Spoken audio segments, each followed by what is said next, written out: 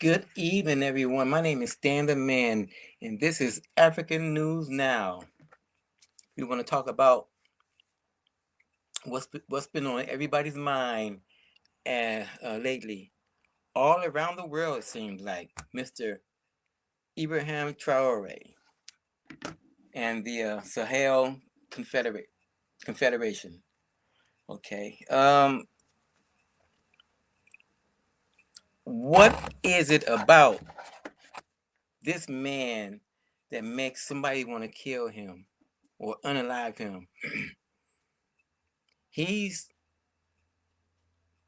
survived over 19 attempts at his life. Uh, you know what? And I can basically bet who it is that want him gone so bad. People that he kicked out of his country, um, that were robbing them blind and not giving them anything back. Mr. Macron, whatever his name is, the president of France. Um, yeah, it is such a sad state of affairs that he would do that, considering that without Africa, France would be a third world country because they don't produce any gold, and all of the gold that they do have was extracted from Africa, from those Sahel state, countries. You know, you got Ibrahim Traore, Simi Goita, and I can't recall the other president's name that make up the Sahel Confederate. Those guys are doing everything right for their countries and for their countrymen and women. They are doing everything that can possibly be done in order to make sure that those countries are ran um, the way countries are supposed to be ran. You know, they're not puppet leaders. Don't nobody have a hand up their backs telling them what, when, where, and how to do things. You know, this is it's a new ball game in Africa, and a lot of other countries are beginning to fall in line with their train of thought, with their ideology. Um, let's uh, let's see what the African youth are saying about this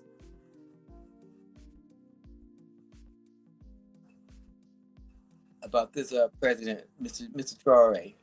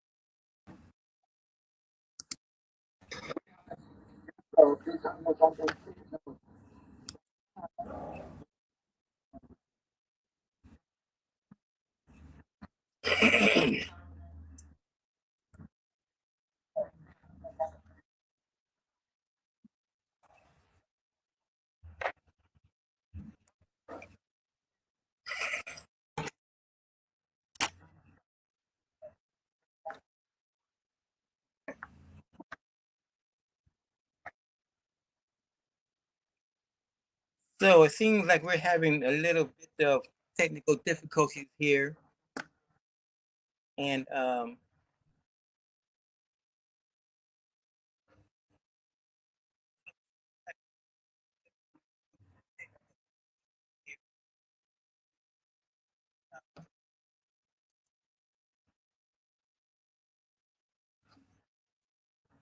what they're basically saying is um, the country has been around independent since 1960, and nothing's really been done to to the infrastructure of the country.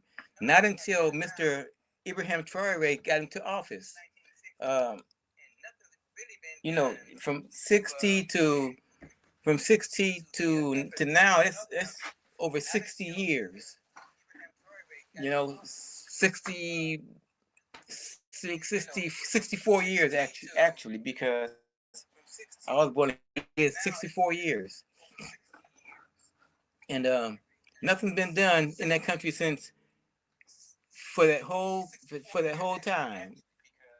But as soon as Mr. Traore get into office, then they want to take his life, because he's gotten rid of all of the what do you call it? Um, all the leeches, people that leech off the country, internal and externally. Um, then you have these puppet leaders that allow um, that allow these leeches to continue to leap off of their countries. Because they're afraid. They're afraid of change. Afraid of whatever they taken out of the country will be taken away from them. It's up to the people to say we're not taking it anymore. We want a better way of living. We want a better way of life. It's up to the people to say if they hadn't have killed Mr. Thomas Sankara, I believe that they will be living just as well or even better than people in France or the United States is living. Because these are not these countries aren't really something to be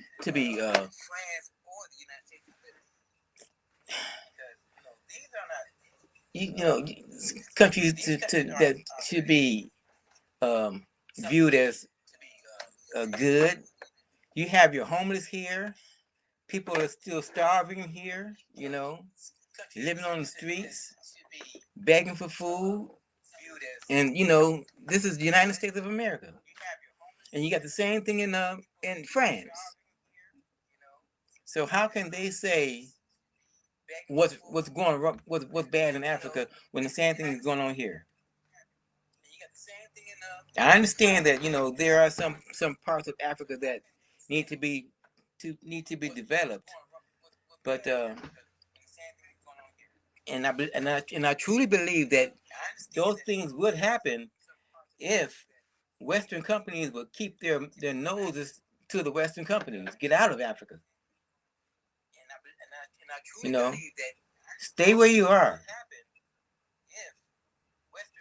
The president of Namibia, she just revoked 500 American nationals' visas because they treat Africans so bad when they come to their countries. It is a shame. And she says tit for tat, you treat us like that over there, well, I'm gonna treat yours like the same way here. Get out. You know. Tit for tat,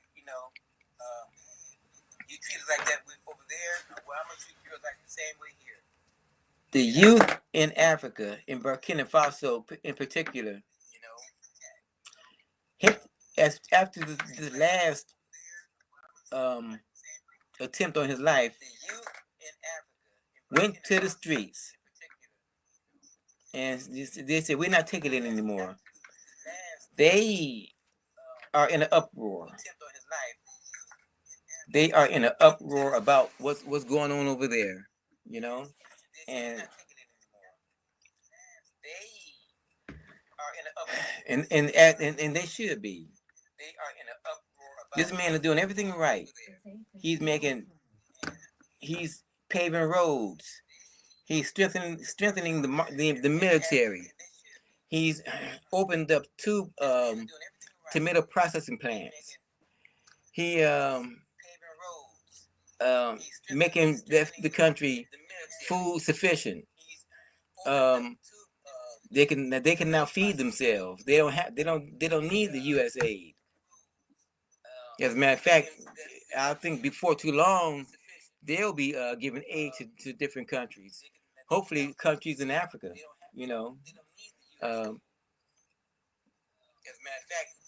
Yeah, he's doing everything right.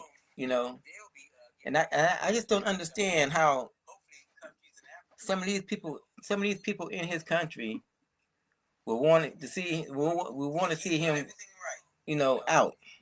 I just don't understand how some of these people in his country, some of his military personnel were approached by a guy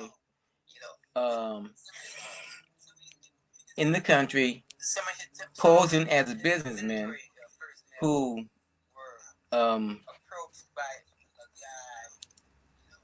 was said to give them $5 million to take him out. Well, they went along with the plan just to expose him, and come to find out, some of his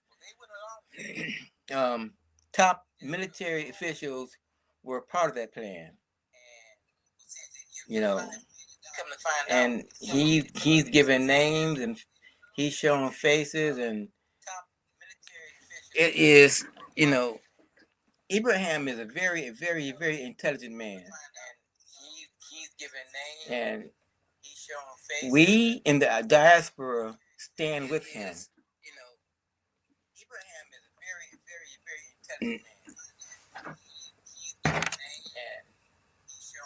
The diasporans in America stand with Ibrahim Traore and the other leaders of the Sahel Confederate. I like to say that. We in the American diaspora stand with you. We do.